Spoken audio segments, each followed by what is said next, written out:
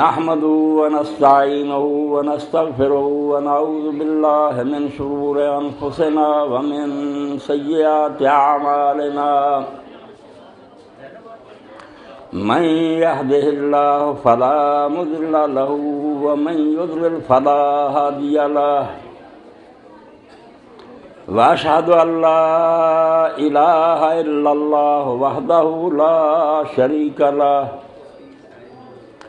وأشهد أن محمدًا عبده ورسوله صلى الله تعالى عليه وعلى آله وصحبه وبارك وسلم يا أيها الذين آمنوا اتقوا الله حق تقاته ولا تموتن إلا وأنتم مسلمون يا أيها الناس اتقوا ربكم الذي خلقكم من نفس واحدة وخلق منها زوجها وبث منهما رجالا كثيرا ونساء واتقوا الله الذي تساءلون به والأرحام إن الله كان عليكم رقيبا يا أيها الذين آمنوا اتقوا الله وقولوا قولا سديدا يصلح لكم أعمالكم ويغفر لكم ذنوبكم ومن يطع الله ورسوله فقد فاز فوزا عظيما أما بعد فإن أصدق الحديث كتاب الله وأحسن الهدي هدي محمد صلى الله عليه وآله وسلم وشر الأمور محدثاتها وكل محدثة بدعة وكل بدعة ضلالة وكل ضلالة في النار. واجب التکریم حاضرین کرام، نکاح کی جس تقریب سعید میں آپ لوگ اس وقت شامل ہو گئے، قرآن مجید پر جب ہم نظر دوڑاتے ہیں اور رسالت مآب سرور کائنات فخر موجودات حضرت محمد رسول اللہ صلی اللہ علیہ وسلم کی تعلیمات کو دیکھتے ہیں تو یہ محض خانہ آبادی کی کوئی رسم نہیں ہے کہ گھر آباد کرنے کا کوئی طریقہ ہے. آپ حیران ہوں گے اگر قرآن مجید پر نظر دوڑائیں کہ کتاب اللہ نے کسی معاملہ کو وہ اہمیت نہیں دی جو ایسے ازدواجی رشتے کو دیے. دین کی بنیادیں ہیں نماز، روزہ، حج، زکوٰۃ، اجمالی اس کے احکام ہیں، تفسیر سنت پر چھوڑ دیے. مگر یہ نکاح کا معاملہ، اس کے بارے میں قرآن مجید نے پوری تفصیل سے ہر معاملہ کو ڈسکس کیا. کون سے رشتے حلال ہیں، کون حرام ہیں، کس طرح انتخاب بیوی کا کرنا چاہیے، آپس میں نباہ کیسے ہونا چاہیے، خرابی ہو تو کس طرح ثالث اور حکم مقرر کیے جائیں، بچے جو ہیں بعد میں اگر گڑبڑ ہو جائے کس کے حوالے ہو. ایک ایک معاملہ، زہار، طلاق، نکاح، سب قرآن نے آپ بیان کیا. اس وجہ سے کہ یقین جانے اسلامی معاشرہ کا سنگ بنیاد ہے جو ہے نا، اگر مسلم سوسائٹی چاہتی ہے کہ وہ دین پر قائم رہے تو پہلی اینٹ اس کی جو ہے نا وہ خاوند اور بیوی کا انتخاب اور رشتہ ہے. اسی لیے اللہ کے رسول علیہ السلام نے اسی معاملہ کو، جس کو ہم دنیاوی معاملہ سمجھتے ہیں، اتنی عظمت اور اہمیت دی کہ حضرت انس رضی اللہ عنہ فرماتے ہیں اذا تزوج العبد فقد استکمل نصف الدین، کہ جب کسی بچی کی شادی ہوتی ہے تو اس کا آدھا دین مکمل ہو جاتا ہے. فلیتق اللہ فی نصف الباقی، باقی آدھے دین کی فکر کرے. نکاح کو خود رسالت مآب علیہ السلام نے آدھا دین قرار دیا. اتنی اہمیت ہے اس میں. اور ایک موقع پر ایک صحابی نے پوچھا اللہ کے رسول علیہ السلام، میں 1 دینار، اس زمانے کا سونے کا پاؤنڈ، جہاد فی سبیل اللہ میں صرف کرتا ہوں، ایک جو ہے مسکین کو دے دیتا ہوں، ایک جو ہے اس سے غلام آزاد کرتا ہوں، اور ایک اپنے بیوی بچوں پر خرچ کرتا ہوں، تو ان سب دیناروں میں افضل کون ہے، کس کا ثواب سب سے زیادہ؟ فرمایا جو تو نے اپنے بیوی بچوں پر خرچ کیا. کہاں جہاد ہے، غلام آزاد کرنا. مگر فرمایا نہیں، ما انفقت علی اہلک، جو تو نے اپنے گھر والوں پر صرف کیا وہ سب سے زیادہ اللہ کے یہاں مقبول ہے. مولانا مودودی رحمۃ اللہ علیہ تفہیمات میں ایک مقام پر لکھتے ہیں کہ علماء اسلام نے نکاح کو جہاد سے افضل قرار دیا، اور اس کی وجہ بیان کی کہ جہاد میں یہ لازم نہیں کہ غیر مسلم لوگ ضرور اسلام قبول کریں، ہو سکتا ہے وہ کفر پر جمے رہیں اور مقابلہ میں مارے جائیں، مگر نکاح جو ہے بغیر خون خرابے کے اس سے ایک پاکیزہ نسل پیدا ہوتی ہے۔ اللہ تعالیٰ اگر توفیق دے تو اللہ کے رسول کا نام بلند کرنے والے اپنے آپ گھر میں آ جاتے ہیں، اور اسی لیے رسول کریم علیہ السلام نے فرمایا فَإِنِّي مُكَاثِرٌ بِكُمُ الْأُمَمَ يَوْمَ الْقِيَامَةِ، تمہارے گھر میں بچہ پیدا ہوتا تو یہ صرف تمہارا معاملہ نہیں، میری خوشی کا باعث ہے، میں قیامت کے دن اپنی امت کی کثرت پر فخر کروں، خود حضور کی خوشی کا باعث ہوتا۔ اور اس لیے اللہ کے رسول علیہ السلام نے اس بارے میں اتنی وضاحتیں فرمائی کہ بچی بھی سن رہی ہے اگر وہ خاموشی اختیار کریں۔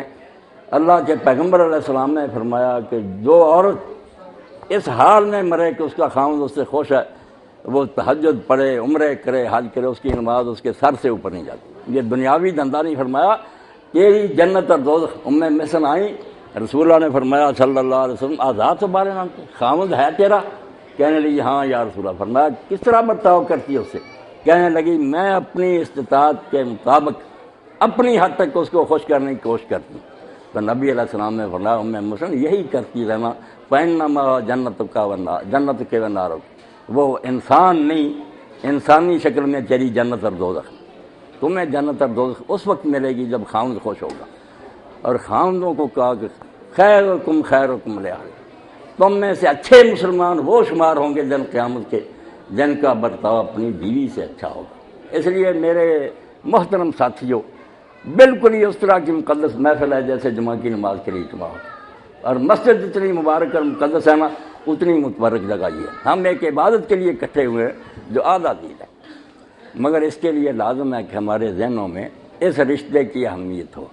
دو چار آیتیں میں اپنے بچے کے لیے، بچی کے لیے اور خود اپنی یاد دہانی کے لیے پڑھتا ہوں۔ اللہ تعالیٰ نے ایک بات تو یہ یاد دلائی، جس سے میں دیکھتا ہوں بڑے ڈاکٹر حضرات آتے ہیں، پی ایچ ڈی ہیں، بیویاں طلاق ہو گئی میرے پاس آتے ہیں۔ یہ ساری خرابی اس وجہ سے ہے کہ لوگ اپنے ذہنوں میں بٹھا لیتے ہیں کہ مجھے جو بیوی ملے نا یا خاوند ملے اس میں کوئی کمی نہیں ہونی چاہیے۔ یہ آپ یقین جانیں شرک ہے۔ اللہ کے سوا سبون قدوس کون ہے اب سے خالی؟ اس لیے اگر کوئی کہنا کہ بس کو درجہ کمال کو پہنچا ہوا جوڑا ملنا چاہیے، یہ توقع نہیں پوری ہوگی، ساری عمر جہنم میں رہیں گے۔ اللہ فرماتا ہے عاشروہن بالمعروف، بیویوں کے ساتھ زندگی شریف آدمیوں کی طرح گزارو۔ فین کرہتموہن، اگر کسی وجہ سے تم انہیں ناپسند بھی کرتے ہو، کوئی چیز اس کی نہیں اچھی لگتی آپ کو، فعسیٰ ان تکرہوا شیئا ویجعل اللہ فیہ خیرا کثیرا، ہو سکتا ہے کہ اللہ تعالیٰ اسی میں کسی دوسری جانب سے بہت بھلائی رکھے، ایک آدھ کمی ہے تو دوسرے بہت سے نفع اس سے ہو جائیں، برداشت کرو۔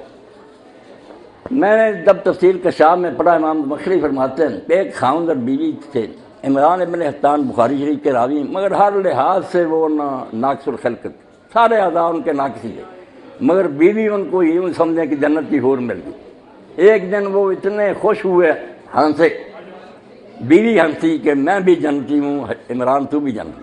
اس نے کہا اللہ کی بندی یہ کون جانتا؟ کہنے لگی نہیں، دین جو آدھا صبر ہے آدھا شکر ہے، دو ہی پرچے ہیں دین، نصف صبر ہے دین، نصف شکر ہے۔ میں نے صبر کیا کہ تیرے جیسا کھاؤں جس میں ہر ہے لولا لنگڑا انا، میں نے کبھی شکایت کی، اور تو نے شکر بڑا کیا کہ میرے جیسے آدمی کو ایسی پری مل گئی، اس لیے ہم دونوں جنتی ہیں، تو شکر کی وجہ سے میں صبر کی وجہ سے۔ تو اللہ یہی فرماتا ہے کہ اگر تمہیں کسی وجہ سے ناپسند ہے اپنا زوج جوڑا تو نہ اس کو برا مناؤ، اللہ تعالیٰ اس میں کسی اور جہت سے بہت سی خیر اور نفع دے۔ ایک موقع پر کلام مجید کہتا ہے کہ تم جب ان پاور ہو جاتے ہو، بیویاں تمہارے ماتحت ہو جاتی ہیں، فَإِنَّهُنَّ أَوَانٍ لَكُمْ، خطبہ حجۃ الوداع میں فرمایا کہ اللہ سے ڈرنیاں قبول کر لینے کے بعد بیویاں بے بس، وہ قیدی کی حیثیت میں ہوتی ہیں۔ اگر تم ان سے ظلم کا رویہ اختیار کرو گے تو اللہ تعالیٰ تم سے بھی سپریم ہے، اس کی عدالت میں تم میں پیش ہونا۔ یہ قرآن میں سورہ نساء میں اللہ فرماتا ہے فَإِنْ أَطَاعْنَاكُمْ فَلَا تَبْغُوا عَلَيْهِنَّ سَبِيلًا، اگر وہ تمہارے ساتھ اچھی طرح زندگی گزار رہی ہیں تو بہانے نہ ڈھونڈو بیویوں کو تنگ کرنے کے لیے۔ إِنَّ اللَّهَ كَانَ بِمَا تَعْمَلُونَ خَبِيرًا، جو تم کر رہے ہو اللہ اس کو دیکھ رہا ہے، اس لیے اللہ کے نام پر تم نے قبول کیا تھا اس کا خیال کرو۔ جو آیات میں نے پڑھی رسول اللہ نے پڑھی تھی ان میں آیا ان اللہ کان علیکم رقیبا، کہ یہ محفل جو ہے اس میں صرف بندے گواہ نہیں، خود اللہ دیکھ رہا ہے کہ تم کس نیت سے قبول کرتے ہو۔ قولوا قولا سدیدا، خالص نیت سے کہنا قبول اور نبھانا، یسر لکم اعمالکم، اللہ کہتا میں گارنٹی دیتا ہوں کہ تمہاری زندگیاں سنوار دوں گا، ویغفر لکم ذنوبکم، اگر کچھ کوتاہیاں بھی ہوں گی معاف کروں گا، ومن یطع اللہ ورسولہ فقد فاز فوزا عظیما، جو خاوند بیوی اللہ رسول کی باتیں مان کر زندگی گزاریں گے انتہا درجے کی کامیابی پائیں گے۔ اس لیے پھر دوسری آیت میں فرماتا وَإِن تُحْسِنُوا وَتَتَّقُوا، اگر تم اچھا سلوک کرو گے اور ظلم سے بچو گے، فَإِنَّ اللَّهَ كَانَ بِمَا تَعْمَلُونَ، تمہاری اپنی نیکیوں کو بھی اللہ جانتا، قدر کرے گا، جو ظلم سے بچتے اس کی بھی داد دے گا۔ اور دوسری آیت میں اسی جگہ آتا وَإِن تُصْلِحُوا وَتَتَّقُوا، اگر صلح سے رہو گے اور ظلم و زیادتی سے اجتناب کرو گے، اللہ تعالیٰ فرماتا فَإِنَّ اللَّهَ كَانَ غَفُورًا رَحِيمًا، اللہ بخشنے والا اور مہربان۔ تو دوسرے مقام پر فرمایا کہ اگر تم بہانے ڈھونڈو کہ تنگ کریں گے، ان اللہ کان علیٰ کبیرہ، تم سے بھی بڑی طاقت موجود ہے۔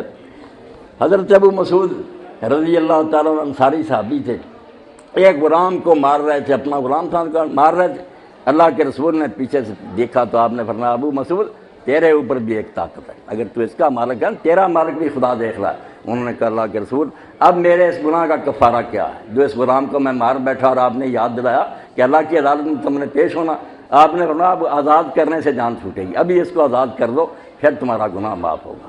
اس لیے میں اپنے بیٹے عامر بلال کو اور بچی حفصہ رشید کو بھی یاد دلاتا ہوں کہ آپ لوگ صرف ڈاکٹر صاحب کے بیٹے نہیں، قرآن کی روشنی میں آپ بوڑھے بھی بازواج و امہاتہم، قرآن کہتا تمہارا ایک اور خاندان بھی ہے کہ رسول اللہ کی بیویاں تمہاری مائیں ہیں اور حضور تمہارے والد ہیں، اس لیے تم کسی خاندان اور رشتے سے تعلق رکھتے رسول اللہ کے بچے ہو۔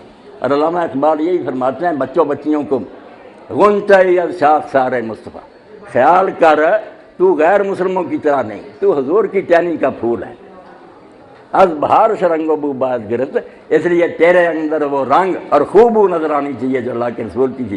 حضور علیہ السلام نے زندگی بیویوں کے ساتھ گزاری، فرمایا نا خیرکم رعایا، میرا نمونہ دیکھو، میرے گھر میں اتنی ازواج ہیں، کتنا اچھا سلوک میں نے کیا۔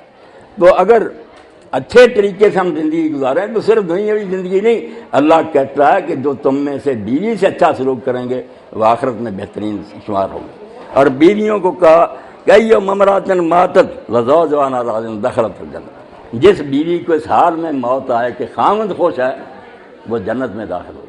اور حدیث پاک میں آیا کہ جو نماز پڑھے، خاوند کی اطاعت کرے اور اپنی عفت اور آبرو کی حفاظت کرے، جنت کے 8 دروازے کھل جاتے ہیں کہ اس میں داخل ہو جاؤ۔ میری دعا ہے کہ اللہ تعالیٰ ان زوجین کو اپنے حقوق و فرائض پہچاننے کی اور انہیں ادا کرنے کی توفیق دے، اور یہ دونوں خاندانوں کے لیے عرفت و محبت کا باعث رشتہ بنے، ان کی زندگیاں اللہ رسول کی مرضی کے مطابق خوشی کی گزریں، یہاں بھی یہ سکون کی زندگی گزاریں اور آخرت میں رسول اللہ کے ساتھ ان کا حشر ہو۔ وآخر دعوانا الحمدللہ رب العالمین وصلی اللہ تعالی علی عبد اللہ ورسولہ خاتم النبیین سیدنا مولانا محمد وآلہ وصحبہ اجمعین۔ اب ایک بات میں ذرا واضح کر دوں، کئی لوگ حیران ہوتے ہیں، عموماً دیکھتے ہیں کہ لوگ جو ہے نا نکاح پڑھانے والے وہ 3 بار بچوں سے پوچھتے ہیں، کچھ پہلے کلمے بھی پڑھاتے ہیں، حالانکہ یقین جانے اسلام کے اتنے سیکٹس ہیں، اتنے گروہ ہیں، کسی کی کتاب میں نہیں کہ بچوں کو کلمہ پڑھا، یہ کوئی دینی مسئلہ نہیں۔ اگر بچہ غیر مسلم ہے رشتہ کیوں دیا، اور مسلم ہے کیا کلمہ اس کو پڑھاتے؟ کوئی نہ بریلوی نہ دیوبندی نہ شیعہ نہ سنی، کہیں یہ کلمے نہیں۔ یہ مولویوں نے اپنی ضرورت پیدا کی کہ لوگ بلائیں گے کہ کچھ کلمے پڑھاؤ، کوئی دین سے اس کا کوئی چلے۔ اور دوسری بات یہ ہے کہ 3 بار پوچھتے ہیں کہ بیٹا میں نے تیرے ساتھ نکاح کیا، قبول ہے، یہ بھی بالکل جھوٹ بات ہے، کسی فرقے میں نہیں آتا، کسی امام اور عالم نے نہیں کیا، ایک اقرار ہے۔ جب اسے پوچھا قبول ہے تو پہلے اقرار سے وہ پھر گیا، اس نے انکار کر دیا اس کا۔ خود مولانا مرزا خان رکھتے ہیں کہ کس دین میں آ کے 3 بار پوچھو، تو کچھ باتیں خواہ مخواہ کی بنی ہوئی ہیں۔ میں صرف عامر بلال سے اپنے بیٹے سے 1 بار اقرار کراؤں گا، اللہ اس کو اپنے سچے دل سے اقرار کرنے کی توفیق دے اور اس معاملے کو خیر و عافیت کے ساتھ نبھانے کی ہمت اور توفیق دے۔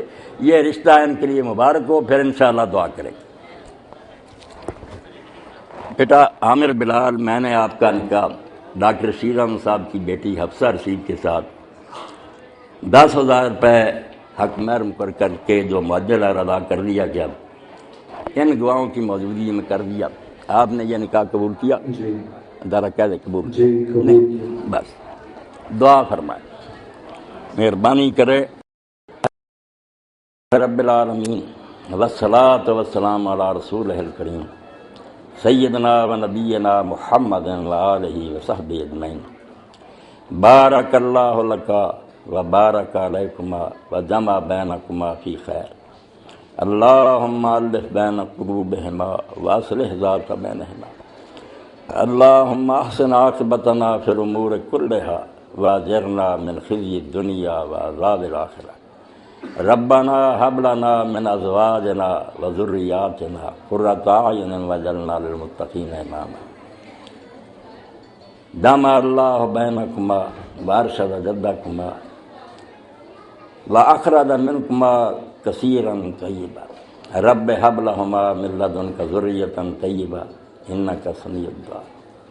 ربنا آتنا في الدنيا حسنة وفي الآخرة حسنة وقنا عذاب النار۔ ربنا تقبل منا انك انت السميع العليم وتب علينا انك انت التواب الرحيم۔ وصلى الله تعالى على خير خلقه وسيدنا مولانا محمد وعلى آله وصحبه اجمعين آمين یا رب العالمین۔ مبارک فرمائے اللہ پاک۔